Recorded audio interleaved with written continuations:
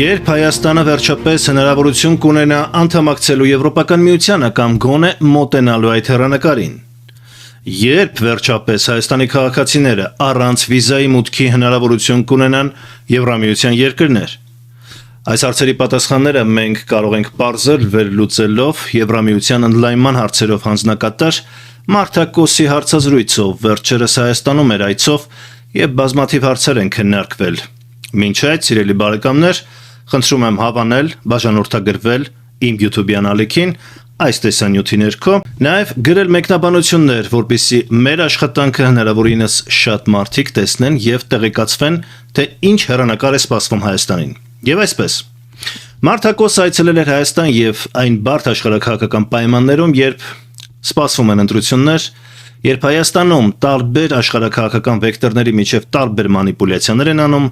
իբր Հայաստանի իշխող ուժը գնում է Եվրոպա, իսկ ընդդիմությունը ռուսամետներ են, խանգարում են դրան,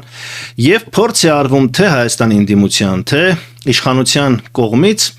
ներկայացնել է ամեն ինչը որպես մի իրողություն, երբ իբր Եվրամիությունը աջակցում է Նիկոլ Փաշինյանին, իսկ Ռուսաստանի իշխանությունները ընդդիմությանը եւ Հայաստանում իրականում գնում է աշխարհակահաղական պայքար ազդեցության տարածման համար։ Սա ինչ-որ առումով համարվում է շատ պարզ իրականություն, օրինաչափություն, որի դեմ չի կարելի վիճարկել, բայց ես կփորձեմ ցույց տալ հայկական շահի տեսանկյունից, թե ինչ պետք է լինի եւ ինչ կարող է լինել։ Որովհետեւ մենք պետք է, եթե Հայաստանի Հանրապետության քաղաքացիներ ենք, եթե խոսում ենք Հայաստանի շահերի մասին, մենք պետք է նայենք բացառապես Հայաստանի պետական շահերի պրիզմայով։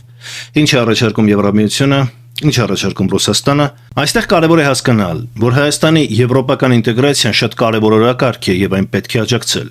Եվրամիության ինտեգրմանը կամ եվրոպական քաղաքականությանը, պրոեվրոպական ուղղությանը դեմ խոսողները իրականում դեմ են խոսում Հայաստանի աշխարհակահաղական եւ քաղաքակրթական ինքնությանը։ Հայաստանը Եվրամիության հետ պետք է խորացնի հարաբերություններն այնքան, որքան դա հնարավոր է։ Որքան Հայաստանը ինտեգրվի Եվրամիությանը, որքան Հայաստանում խորացվեն Եվրամիության աջակցության բարեփոխումները, որքան Հայաստանը դառնա եվրոպական երկիր, այնքան դա բխում է մեր պետության եւ ժողովրդի շահերից։ Միաժամանակ պետք է հասկանալ, որ Հայաստանը չի կարող ռեսուրս չունի դիրքավորվելու աշխարհակահաղական այնպիսի իրավիճակում, որ ձեռք բերի նոր թշնամիներ։ Որովհետեւ մենք ինչպես չենք շահել թշնամությունից այս ռեգիոնում տարբեր երկրների հետ, միանշանակ չենք շահելու նաև, եթե թշնամանանք գլոբալ ռեգիոնալ խաղացողների հետ։ Հայաստանը պետք է հնարավորինս բալանսավորի շահերը, փորձելով առաջ տանել միայն սեփական ժողովրդի եւ պետության շահերը։ Սա այն սկզբունքն է, այն ելակետն է, այն ուղենիշն է, որով ես առաջնորդվում եմ։ Ինչը բխում է Հայաստանի հայ ժողովրդի շահերից, ուրեմն ճիշտ է։ Ինչը վնասում է Հայաստանին եւ հայ ժողովրդին, ուրեմն սխալ է։ Մենք մանրամասն կուսումնասիրենք Մարտակոսի հարցազրույցը։ Ինչ է նա ասում, նա ինչու է եկել Հայաստան։ Խնդրեմ, լսենք նրան, ապա կմեկնաբանենք։ Մենք տեսնում ենք, որ ձեր երկիրը գնալով ավելի կարևոր դեր է խաղում Եվրոպայի եւ Ասիայի միջև որպես կապող օղակ, եւ սա տեսնում ենք մասնավորապես պատերազմի պատճառով Միջին Արևելքում եւ Ուկրաինայում։ Կարելի ասել սա միակ անվտանգ անցումն է դարձել, որ մենք ունենք այս պահին, եւ մենք էլ հետեւաբար փորձում ենք հաղորդակցությունն ամրապնդել, այսինքն առևտրի, տրանսպորտի, էներգետիկայի ոլորտներում։ Եվ ես երեք ստորագրեցի համաձայնագիր ձեր կառավարության հետ, հատկացում ապահովելով 140 միլիոն գումարի, որն օգտագործվելու է ենթակառուցվածք զարգացնելու համար ձեր երկրում կառավարության կարողությունների ամրապնդման ուղղությամբ, բայց միաժամանակ նաև այդ միջոցներով պետք է աջակցենք ՓՄԶ-ներին Հայաստանում։ Եվս մեկ շատ կարևոր նպատակ, որը ցանկանում էի ընդգծել, այս գումարը որպես աջակցություն պետք է Հայաստանին տրամադրենք մասնավորապես խաղաղության համաձայնագրի կնքումից հետո Ադրբեջանի հետ զարգացումների ապահովման նպատակով։ Եվ եւս մեկ շատ կարևոր թեմա, իմ այստեղ լինելու պատճառներից մեկը ընտրություններն են իհարկե շատ կարևոր ձեզ համար հունիսին, եւ մենք էլ քննարկել ենք, թե Եվրամիությունն ինչպես կարող է օգտակար լինել Հայաստանին ժողովրդավարությունն ավելի ամուր դարձնելու։ Ինչպես տեսեցիք, սիրելի բարեկամներ, Եվրամիությունը փաստորեն Մարտակոսի շուրթերով նա է ներկայացնում Եվրամիության արտաքին քաղաքականությունը, ընդլայնման քաղաքականությունը։ Ես նաև քիչ անց մանրամասն ձեզ որպես եվրոպագետ կծանոթացնեմ, թե ինչ է Եվրամիությունը այսօր իրենից ներկայացնում։ Դա շատ կարևոր է, որովհետև Եվրամիությունը այլ էր 10 տարի առաջ, այլ է այսօր։ Դրանք տարբեր կարելի ասել միություններ են։ Բայց վերադառնանք Քոսի հայտարարությանը կապված Հայաստանին։ Փաստորեն առաջինը նա ինչ ընդգծում է, նա ընդգծում է, որ Հայաստանը կարևոր է դարձել Ուկրաինա եւ Իրանի պատերազմների, արդյունքում Ուկրաինա, Ռուսաստան, Իրան, ԱՄՆ, Իսրայել։ Դարձել է միակ անվտանգ խաղաղ հնարավորությունը Եվրամիության համար դուրս գալու էներգակիրներով հարուստ ռեգիոն, որովհետև Ռուսաստանը այն հյուսիսից է բլոկավորում եւ փաստորեն Եվրամիությունը ի դեպ մի վիճակագրություն ձեռնասեմ, կարողացել է այս տարիների ընթացքում գրեթե 50%-ի հասցնել արտաքին էներգակիրներից կախվածությունը ռուսական գազից եւ ընդհանրապես գազից կախվածությունը եւ զարգացրել է այլընտրանքային էներգետիկան։ Այս առումով Եվրամիությունը մեզ համար շատ կարևոր գործընկեր է, որպեսզի մեր երկրում էլ, որի հնարավորությունները կան, արևային էներգետիկայի զարգացման առումով մասնավորապես վերականգնվող էներգետիկայի եւ ինչպես գիտենք նաեւ ԱՄՆ-ի հետ փորձի արվում միջուկային էներգետիկան համագործակցություն խորացնել։ Դա հնարավորություն կտա, եթե իհարկե լինի ռեալիստական, այլ ոչ թե աշխարհակաղակական կոնյունկտուրայի պատճառ դառնա եւ Հայաստանին կրկին տնեն շատ սխալ ընտրության առջև կամ Ռուսաստան կամ Եվրամիություն ոչ։ Եթե այդպես լինի, Հայաստանը կարող է հայտնվել 2013 թվականի օրը, երբ մի գիշերվա մեջ ճնշումներով, սպառնալիքներով ստիպում են որևէ որոշում կայացնել։ Հայաստանը պետք է այդ հեռանկարից խուսափի։ Այստեղ չեմ խոսում Նիկոլ Փաշինյանի մասին, խոսում եմ այնպիսի իշխանության մասին, որը պետք է առաջնորդվի Հայաստանի շահերով։ Սա առանձին թեմա է, որպեսզի հաղորդումը շատ չի երկարի, եկեք ավելի կոնկրետանանք։ Փաստորեն Հայաստան հարավային Կովկասը որպես ռեգիոն ընկալվում է այս գլոբալ հակամարտությունների տեսանկյունից Եվրամիության համար որպես նախ եւ առաջ աշխարհակաղակական կարևորություն է ձեռք բերում, այստեղ կան տնտեսական, էներգետիկ շահեր։ Եվ սա շատ կարևոր է հասկանալ, որպեսզի մենք ինքներս Եվրամիության հետ բանակցություններում, եթե լինի նորմալ հայրենասեր իշխանություն, ավելին փորձի ստանալ, որովհետեւ ինչպես տեսնում ենք Հայաստանը ունիկալ շանս է ստացել, որովհետեւ կարևորվել է Հայաստանի աշխարհագրական դիրքը, աշխարհակաղակական դիրքը որպես ճանապարհ, որը հնարավորություն է այլընտրանքային հնարավորություն է տալիս Եվրամիությանը շրջանցելու բլոկադան։ Եվ մյուս ուղղությունները ենթակառուցվածքներին, փոքր ու միջին բիզնեսին աջակցության առումով, բայց միաժամանակ ինչպես տեսանք, նրանք հիբրիդային պատերազմ կոչվածի կամ հիբրիդային հարձակումներ, որովհետև Հայաստանի իշխանությունները կարծես այդ պատերազմ խոսույթից ցանկանում են խուսափել, ասելով հարձակումներ եւ ճիշտ է ակնարկում են Ռուսաստանին եւ Եվրամիության պաշտոնյաներն էլ հայտարարեցին, որ Հայաստանի իշխանությունները դիմել են օգնության համար։ Մոլդովայի սցենարն են նշում եւ այստեղ ես տեսնում եմ խնդիր։ Այստեղ խնդիրը այն, որ փաստորեն ակամա չնայած եվրոպաշտոնյաները հերքում են, որ իրենք հակառուսական ինչ-որ ծրագրեր են փորձում իրականացնել, հերքում են, որ միակողմանի աջակցում են Հայաստանի իշխանություններին, բայց այդպես է ստացվում։ Եվ ես սա տեսնում եմ այստեղ խնդրեմ։ Խնդրեմն ի՞նչն է։ Եթե Եվրամիությունը միակողմանի դիրքավորվում է որպես Հայաստանի այսօրվա իշխանությունների պաշտպան, հնարավոր իշխանափոխությունից հետո Հայաստանի ընդդիմությանը ոնց որ մղում են միակողմանիորեն ռուսական ազդեցության գոտի, որովհետև Հայաստանում կլինեն տիպիկ հայկական շահեր ներկայացնող ուժեր, որոնք ցանկանում են Եվրամիության հետ հարաբերություններ զարգացնել, բայց եթե նրանք ըստ էության պայքարում են Նիկոլ Փաշինյանի դեմ, ավտոմատ դիրքավորվում են որպես հակաեվրոպական ուժեր։ Սա ամենավտանգավոր եւ սխալ մոտեցումն է, որ կարող է լինել։ Հետևաբար Եվրամիության արտաքին քաղաքականության մեջ կա այս խնդրեմը։ Նրանք պետք է աշխատեն չաֆիլացվեն, չնույնականացվեն Հայաստանում որևէ քաղաքական ուժի հետ։ Նրանք պետք է հնարավորություն տան ցանկացած իշխանության, որը կարող է ձևավորվել հունիսի 7-ից հետո, որպեսզի ճանապարհ կամուրջ թողնեն Հայաստանի համար Եվրամիությունում, Եվրամիության ուղղությամբ հարաբերությունները զարգացնելու, պահպանելու եւ զարգացնելու։ Այստեղ կա խնդրեմ, եւ եվրոպացիները չեն ཐակցնում, որ իրենք հակառուսական, քանի որ այսօր փաստացի Եվրամիությունը Ռուսաստանը հակամարտության մեջ են, հակառուսական օրակարգով են առաջնորդվում Հայաստանում։ Ես սա համարում եմ պրոբլեմատիկ։ Եվրամիությունը ավելի շատ պետք է խոսի Հայաստանի եվրոպական հրանակարի, եվրոպական բարեփոխումների, ժողովրդավարությունն աջակցելու,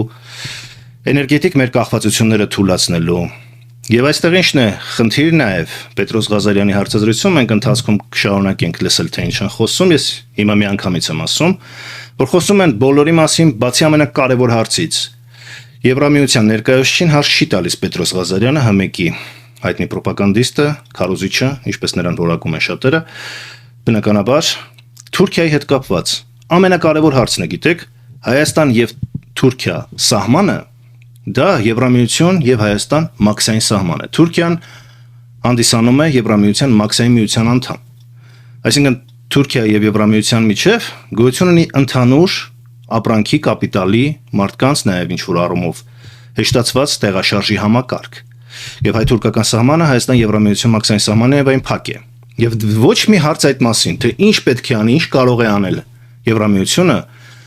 որպեսզի Հայաստանի շահերը հարգվեն հայ-թուրքական հարաբերություններում, որպեսզի ճնշում գործադրեն Թուրքիայի վրա հարգել Հայաստանի շահերը եւ վերականգնել հարաբերությունները։ Գոնե գործընկերային այնպիսի հարաբերություններ ստեղծել, որ Եվրամիությունը որպես միջնորդ եւ գարանտ հանդիսանա հայ-թուրքական հարաբերությունների կարգավորման առումով, սպառնալիք չլինի Թուրքիայի կողմից։ Ամբողջ հարցազրույցի իհարկե դուք կարող եք լսել YouTube-ում, այն կա, ես չեմ կարող ամբողջ հարցազրույցի կետերը ուղղակի այսպես ներկայացրեցի, որպեսզի դուք ընթացս լսելով նաև նրա մյուս խոսքերը կարողանաք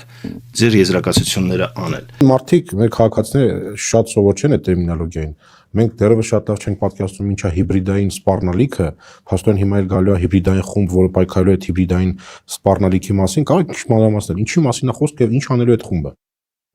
Շատ լավ։ Բայց մինչ այդ մեկ բան ընդգծեմ։ Ինչ էլ անենք ձեր երկրում, կանենք միայն ձեր կառավարության հետ համաձայնության ներքո, այսինքն մենք չենք պատրաստվում գալ եւ ձեր երկրում անել ինչ-որ բան, որը մեր կարծիքով ճիշտ է։ Հետո երբ խոսում ենք հիբրիդային սպառնալիքների մասին կամ սովորաբար այդ ազդեցությունների մասին, որ կարող են առաջանալ դրանց հետևանքով ընտրությունների վրա, պետք է հիշենք ամենակարևորը։ Ժողովրդավարական հասարակությունում ձեր քաղաքացիները պետք է կարողանան գնալ ազատ արդար ընտրության, այսինքն նրանց ձայնը հաշվելու է եւ անպատասխանաբար ընտրությունը լինելու է ազատ։ Բայց հաշվի առնելով փորձը այլ երկրներում, մենք գիտենք, որ որոշ սպառնալիքներ, որոշ հարձակումներ ենթակառուցվածքի դեմ են։ Կարող եք պատկերացնել, որ օրինակ ընտրությունների օրը, հունիսի 7-ին, էլեկտրաէներգիայի մատակարարում չլինի, համակարգիչները չաշխատեն։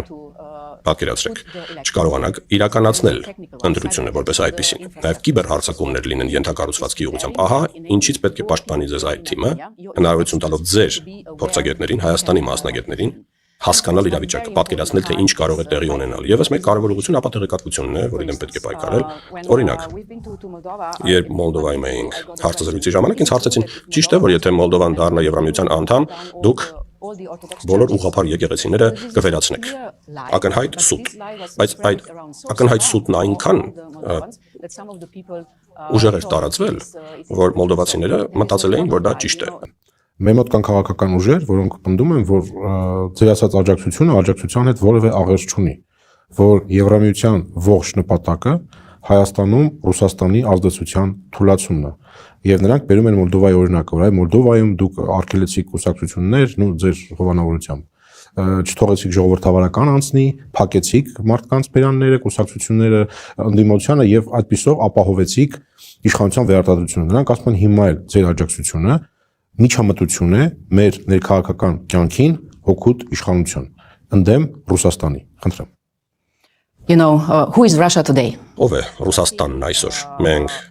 հստակ հակասություն ենք տեսնում երկու տարբեր համակարգերի միջև այսօր։ Օրինակ նույն Ուկրաինայում հակամարտությունը Ռուսաստանի հետ պատերազմով չէր սկսվել, շատ ավելի շուտ էր սկսվել, երբ Ուկրաինան որոշել էր գնալ դեպի Եվրոպա։ Եվ ձեր խորհրդարանը անցած տարի որոշում կայացրեց ընտրելով եվրոպական ճանապարհը, արտահայտելով ժողովրդի ձայնը։ Հիմա ով ինչ է անում։ Ձեր ժողովուրդն է որոշել շարժվել դեպի Եվրոպա, ձեր խորհրդարանը, որպես ձեր ժողովրդի ձայնի արտացոլանք, այդ որոշումը կայացրել է։ Դուք գնում եք այդ ուղղությամբ եւ մենք ձեզ աջակցում ենք։ Իհարկե, բազմաթիվ դեպքեր են եղել, այդ թվում պատմության մեջ, որոնք հիմա բոլորը չեմ հիշի իհարկե, երբ փորձ է արվել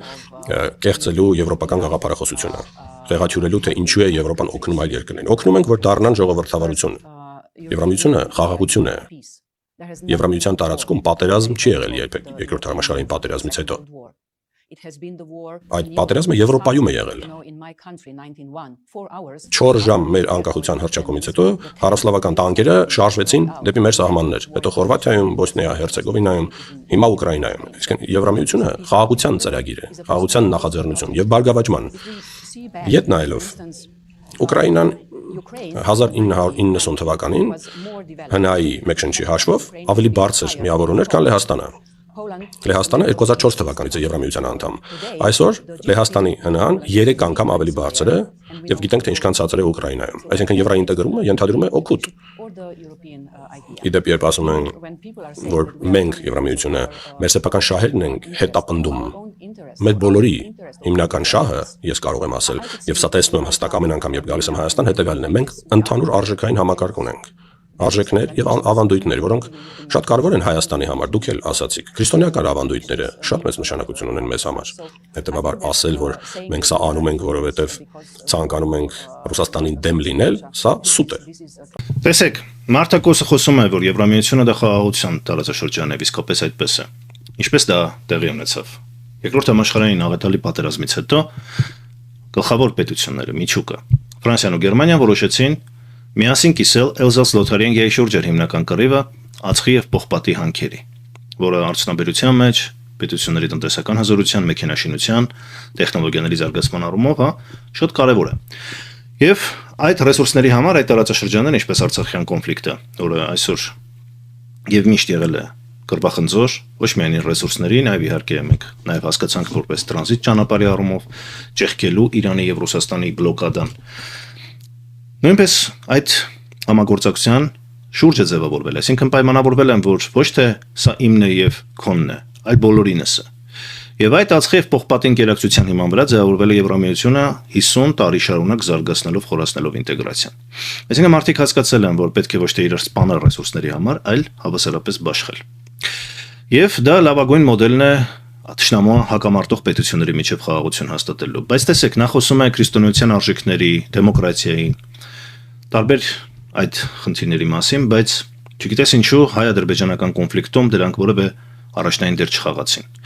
Բայց ես Եվրամիությանը մասնակիորեն եմ դրանում մեղադրում, որովհետև Հայաստանի իշխանությունները, եթե իրենք չեն ներկայացնում այդ շահերը, չեն շեշտը դնում դրա վրա, եվրոպացիները բնականաբար առաջնորդվում են ավելի պրագմատիկ շահերով։ Նույն Եվրոպական խորհրդարանը դատապարտել է Ադրբեջանին։ Արցախում Ադրբեջանի գործողությունները որակել էթնիկ զտումներ, շեշտել, որ արցախցիները իրենց հայրենիք վերադառնալու իրավունք ունեն։ Դրանից առաջ Եվրոպական խորհրդարանը ընդունել էր բանաձևեր, որտեղ ճանաչել էր Արցախի ինքնորոշման իրավունքը։ Այսինքն, եթե Հայաստանի իշխանությունները այդ հարցերը բարձրացնում են, եվրոպացիները դրան պատշաճ ուշադրություն հատկացնում են։ Իհարկե դա չի դառնում արտաքին քաղաքականության ուղենիշներ, բայց ամենայն դեպս խորհրդատվական, գաղափարական եւ քարոզչական հարթությունում այն ինստիտուտներում, որտեղ դա հնարավոր է առաջ տանել, եվրոպացիները ընդառաջ են գնում։ Այստեղ խնդիրը Հայաստանի իշխանություններն են, որ ճիշտ չեն բանակցում եվրոպացիները, ճիշտ չեն ներկայացնում Հայաստանի շահերը, ավելի շատ այսօր սպասարկում են Թուրքիա եւ Ադրբեջանի շահերը։ Եվ մենք տեսնում ենք, որ ՀՄԿ-ի եթերում հարց չի ուղղում Թուրքիայի մասին, հարցը Ռուսաստանի մասին է։ Կարծես Ռուսաստանն է մեր թիվ 1 գլխավոր սպառնալիքը։ Շատերի համար այդպես է, բայց ես կարծում եմ, որ Հայաստանի անվտանգությունն ու խաղաղությունն այնտեղ է, որտեղ Եվրամիությունը, ԱՄՆ-ն եւ Ռուսաստանը կարող են համագործակցել։ Հայաստանը միայն այդ դեպքում է շահել։ Նրանց թշնամության դեպքում մենք կորցրեցինք Արցախը, մենք հայտնվեցինք պատերազմի բեմին, այսօր էլ ճգնաժամային ընտրության առջև են կանգնած։ Եվ դա մեծ ռիսկեր է պարունակում մեր ժողովրդի անվտանգության համար։ Լիսաբոնից Վլադիվոստոկ այն պրոյեկտը խաղաղության, ինտեգրացիայի, որը Եվրամիությունում էլ կար, եւ Ռուսաստանում էլ Վլադիմիր Պուտինն էր մի ժամանակ նշում, երբ Ռուսաստանը մեծ ուտնյակի անդամ էր արևմտյան այդ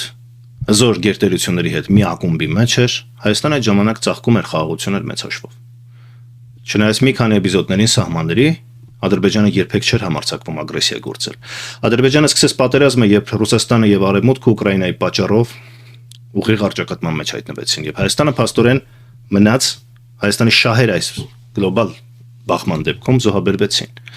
Եվ այստեղ ոչ քրիստոնեական արժեքները, ոչ մարդու իրավունքները, ոչ որևէ հարց մեզ չօգնեց։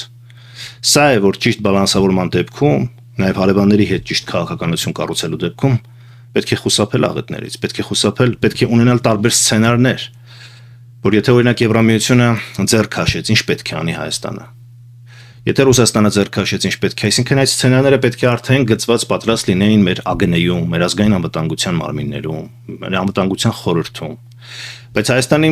գալիս են մարդիկ իշխանության եւ պարզվում է, որ սխալվելուց հետո նոր հասկանում են, թե ինչ պետք է անեն։ Դրա համար է կարևոր կրթությունը, համալսարանական կրթությունը, փորձը։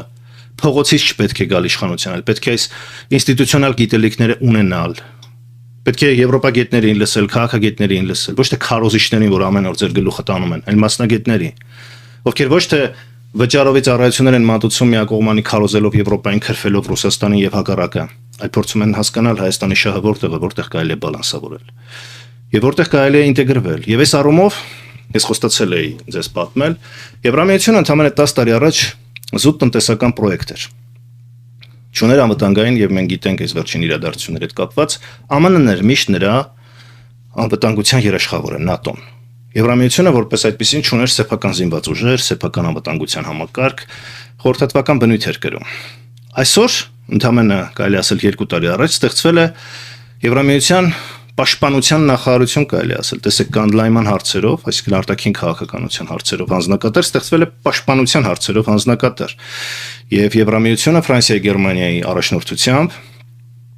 փորձում են ձևավորել սեփական պաշտպանական համակարգ, միջուկային վահան նույնիսկ, սեփական զինված ուժեր։ Սա փոխում է Եվրամիությունը տնտեսական զուտ բլոկից դառնում է նա աշխարհաքաղաքական ռեալ բևեռ։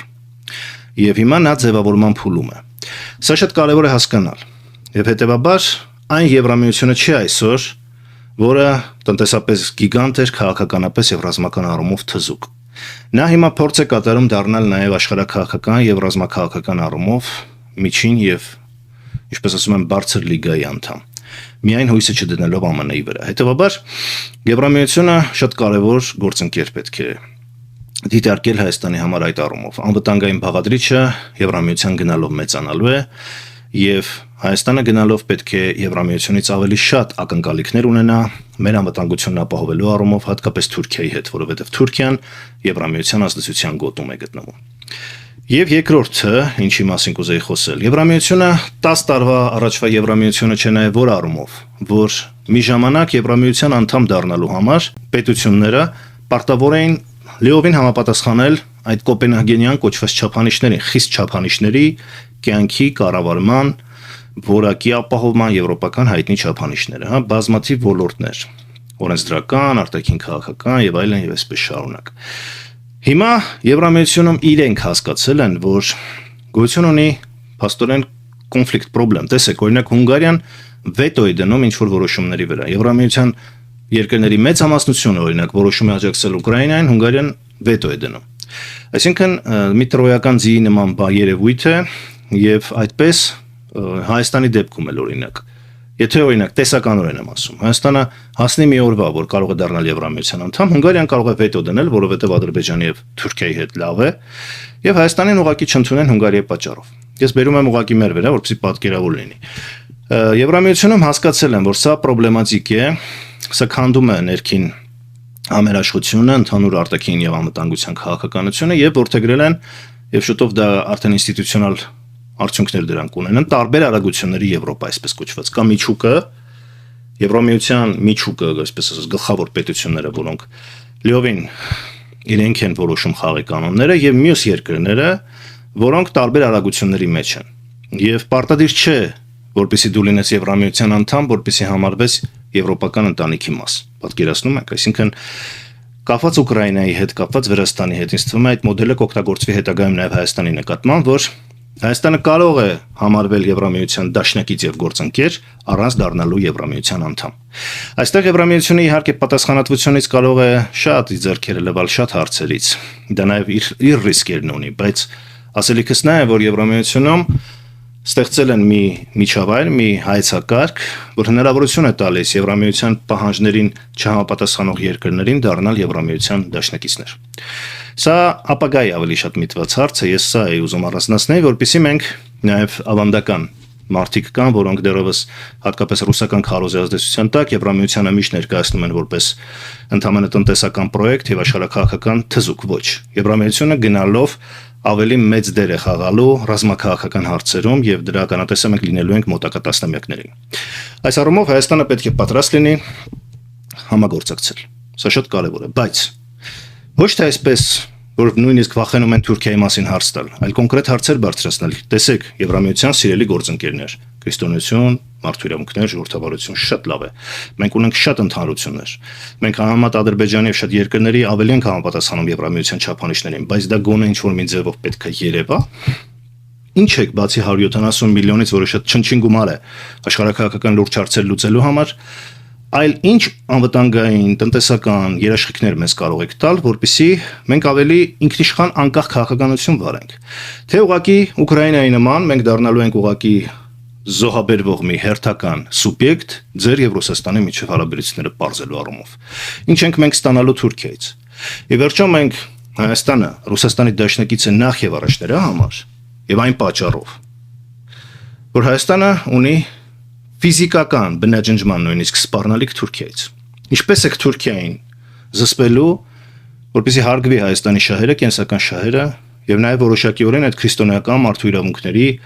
հայեցակարգի շրջանակներում Թուրքիային համոզելու, ստիպելու, որպեսզի այդ մարդիկ առերեսվեն պատմությանը, արդարությանը, որովհետև առանց արդարության հաստատման խաղաղություն հնարավոր չէ։ Եվ մեծագույն խնդրեմը ո՞րն է այսօր Արցախի խնդրի այսպիսի լուծման, որ Ադրբեջանը ամեն ինչ ստանում է, Հայաստանը ոչինչ։ Իսկ խաղաղությունը հենց եվրոպական մոդելով Ֆրանսիայի եւ Գերմանիայի միջև այն էր Էլզաս-Լոթարինգիայի օրինակով, Հյուսիսային Իռլանդիայի օրինակով, որի մասին խոսել եմ եւ ելի կխոսեմ, երբ արդարություն է հաստատվում, երբ միայն մի կողմը չի հաղթում, win-win պետք է լինի, այսինքն բոլոր կողմերը պետք է հաղթեն։ Եվ սա փոխզիջման մասին չէ, այլ փոխադարձ շահերի մասին, այնպիսի բալանսի ստեղծման մասին է, որ հենց ինքը Արցախը պետք է լիներ օրինակ, էտալոն, թե ինչպես են հայերն ու ադրբեջանցիները կարողանում խնդիրը լուծել եւ հաշտ համերաշխ ապրել այդ տարածաշրջանում միասին։ Այսինքն հայերն էլ պետք է այնտեղ ապրեին ապահով, ադրբեջանցիների ինչ որ մի մաս էլ, որ կար մինչև 90-ականները վերադառնային, լիներ լայն սեփական ընտրով իշխանություններով ինքնավարություն, ամենաբարձր, որը Ալիևը խոստացել էր, Լեռնային Ղարաբաղի ինքնավար հանրապետություն, ինչպես Հյուսիսային Իռլանդիայի դեպքում է, երկու ինքնություն, երկքաղաքացիություն եւ դառնար իսկապես Հայաստանի եւ Ադրբեջանի միջև խաղաղության օրինակ։ Ու Եվրոպան այդ մոդելը առաջարկեր մեզ ու Ադրբեջանին եւ դառնար դրա գարանտը։ Եվ նույնը Թուրքիայի հետ կապված։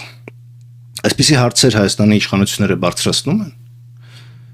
Ես եմ բարձրացնում, եթե նրանք չեն բարձրացնում։ Այսպիսի հարցեր պետք է քննարկել։ Հիմա եթե դա պրոբլեմատիկ է Եվրամիության համար, պետք է ասել սիրելի եվրոպացիներ, բա եթե Հայաստանը ոչինչ չի շահում, միայն տաբող է, միայն զիջող է, միայն պրախադնոյ դվոր է դառնում եւ մանրադրամ Ռուսաստանի հետ հարցերում,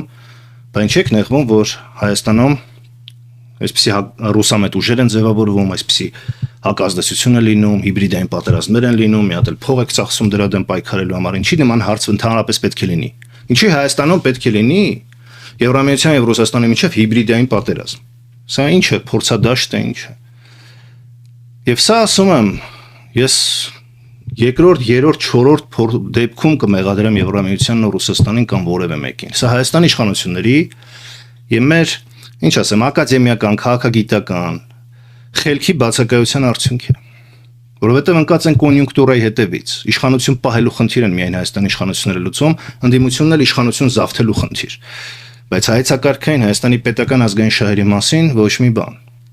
Սա է, որ առանձնացնում է իմ նման մտածող մարդկանց այդ պոպուլիստներից եւ արկածախնդիրներից, սիրելի բարեկամներ։ Եվ սա է կարևոր հասկանալ, որ եվրոպական հեռանկար, եվրոպական ապագա հնարավոր չէ առանց այդ ամեն ինչը շահերի այս պրիզմայով անցկացնելու։ Եվ վերջապես վիզաների հետ կապված Մենք գիտենք, ծանոթ ենք խնդրին եւ ակնկալում ենք, որ հայերը կգան Եվրոպա առանց այցեգրերի անհրաժեշտության, առանց վիզաների անհրաժեշտության։ Եվ կգաք որպես զբոսաշրջիկներ, այդ թվում ձեր ընկերներին եւ բարեկամներին տեսնելու։ Եվ մենք աջակցում ենք ձեր կառավարությանը բարեփոխումների իրականացման ընթացքում։ Եվ դիմակայունության եւ աճի փաթեթի նախաձեռնության հատվածներից մեկը վերաբերում է դրան։ իրականում ինչ են ասում, որ հստակ ժամկետներ չեն տալիս, չնայած նշում են առաջընթաց, որպեսզի պատրանքների մեջ չընկնեն, շատերը հենց քարոզչությունը ասում է վիզայի ազատականացում, մարդիկ հասկանում են, որ շուտով առանց վիզային ռեժիմով թռչելու են եվրոպական երկրներ։ Ոչ։ Ազատականացում նշանակում է ընդհանրապես հեշտացում։ Այսինքն, եթե օրինակ դուք ուզում եք գնաք Եվրամիություն որևէ երկիր սովորելու, դուք հենց այնպես չեք վերցնելու տոմսը եւ գնաք սովորելու։ Դրա համար լինելու է կրկին ուսանողական վիզա, կրթական վիզա։ Չի նշանակում, որ երբ ուզեք ձեր հայցողությամբ, եթե վիզաների ռեժիմը ազատականացվի, երբ ուզեք ձեր հայցողությամբ գնաք եւ գաք, ոչ ժամկետներ կան, կանոնները շատ դեպքերում պահպանվում են։ Ուղղակի այս հերթերը, արհեստական խոչընդոտները, վճարները, որ ասենք կարող եք հիմա դիմել 6 ամիս հետո գա պատասխան, ոչ, այսինքն արագացված է լինելու, որովհետեւ ամեն ինչ թվայնացվելու է, դրվելու է կենսաչափական անձնագրերի համակարգ, բոլորս ունենալու ենք, եւ Եվրամիությունը ինքը ունի չափանիշներ ու պահանջներ, որ Հայաստանը դեռ պետք է բավարարի կապված հանցավորության առումով, անլեգալ միգրացիայի, այսինքն այնպես չէ, որ դուք հենց Հայաստանը վիզաների ազատականացում ունեցավ, դա նշանակելու է առանց վիզայի երբ ուզեն գնան, աշխատեն այնտեղ, ոչ, աշխատանքային իրավունք չկա, դա տուրիստական է, դա գիտական այցերի համար խոչընդոտներ չստեղծելն է։ Թեկուզ ընտանիքների անդամների համար, եթե դուք ընտանիքի անդամներ ունեք Եվրամիության երկրներում, այդ փաստը ինքնին, եթե դուք իհարկե բավարարում եք, որևէ խնդիր չկա, արհեստական խոչընդոտներ մի խոսքով չեն ստեղծվում։ Բավական է, որպեսզի դուք ունենաք ինչպես ասում են տուդա обратный Տոմս հյուրանոցի ամրագրում բավարար ձեր կենսաչափական անձնագիրը ձեր մասին ամեն ինչ պատմելու է ձեր եկամուտների եւ ամեն ինչի մասին եւ ձեզ շատ արագացված ձևով կամ հաստատելու են կամ մերժելու են, այսինքն չի լինելու բյուրոկրատական քաշ-քշուկներ։ Սա է լինելու վիզաների ազատականացումը եւ դա ոչ վիզային ռեժիմ չէ, սիրելի բարեկամներ։ Սա է խնդիրը, որպեսզի դուք տարբերեք իրողությունները։ Բայց դա եւս հնարավորություն է եւ եթե Հայաստանը կարողանա եվրոպական պահանջների համապատասխան արագացված տեմպերով անցնել այդ գործընթացը, գուցե մոտակա տարիներին, ոչ շատ հեռավոր ապագայում, վերջապես այդ երրորդ սորտի երկիր եւ քաղաքացի կամ այդ երկրի քաղաքացի լինելու ընկալումը վերանա։ Եվ Հայաստանի քաղաքացիները շատ հանգիստ կարողանան ճամփորդել Եվրամիության երկրներ, հաղորդակցվեն եվրոպական երկրների հետ, շփումները ավելի մեծանան, ինչը իհարկե կնպաստի նաեւ բոլոր առումներով, թե տնտեսական, թե մշակութային կապերի ավելի լայն խորացմանը։ Սա է, ինչի մասին կուզենայի խոսել, թեման լայն է, մենք անպայման անդրադառնալու ենք եւ դա այդ ամենը կառանձնացնեի։ Ամփոփելով ուղղակի թվարկեմ։ Շատ մտահոգիչ է, որ հակառուսականության տենդենսը այնուամենայնիվ կա Հայաստան-Եվրամիություն հարաբերություններում։ Դա պետք է հասնել մինիմումի, որովհետև դա գրգռելու է Ռուսաստանին ու ավելի է խրախուսելու նրանց իրենց հերթին փող տալու, որպեսզի միակողմանի ռուսամոլ ուժերն էլ սկսեն իրենց քարոզությունը Եվրամիության դեմ։ Հայաստանը չպետք է դառնա Եվրամիություն-Ռուսաստան հակամարտության հերթական տարածք, հերթական պոլիգոն։ Սրանից պետք է խուսափել։ Եվ այսօրվա իշխանությունը կարծես որևէ միտք չունի դրանից խուսափի, իսկ դա վատ հետևանքներ կարող է ունենալ Հայաստանի համար։ Երկրորդը, որ Եվրամիություն-Հայաստան հարաբերություններում չկա Թուրքիայի հարաբերությունների կարգավորման օրակարգը, միայն Եվրամիությունը կարող է հայ-թուրքական հարաբերություններում, իհարկե նաև ԱՄՆ-ի միջնորդությամբ, կատարել դրական քայլ, թե ինչու այդ մասին վախենում են նույնիսկ հարց տալ տարօրինակ է։ Առանց այդ գլխավոր հարցի հնարավոր չէ խոսել ոչ եվրոպական ինտեգրացիայի մասին, ոչ մի բանի մասին հնարավոր չէ խոսել։ Առանց հայ-թուրքական հարաբերությունների կարգավորման եւ որը հնարավորություն կտա Հայաստանին ուղղակի դուրս գալ տոտալ շրջափակումից եւ միակողմանի կախվածությունից աշխարհակաղակական որևէ բերբերից կլինի Ռուսաստան, Իրան, Չինաստան եւ այլն։ Եվ երրորդը, որ հենց այդ քրիստոնեական դեմոկրատական արժեքների օրակարգը պետք է Հայաստանի իշխանությունները ավելի ցանկացած իշխանություն որ կգա շեշտադրումը մեծանա հենց եւ որպեսի Եվրամիությանը խրախուսեն, որպեսի այդ հարցերում Հայաստանը ունի առավելություն, համատական առավելություն կապված Ադրբեջանի հետ, նույն Թուրքիայի հետ, որպեսի դա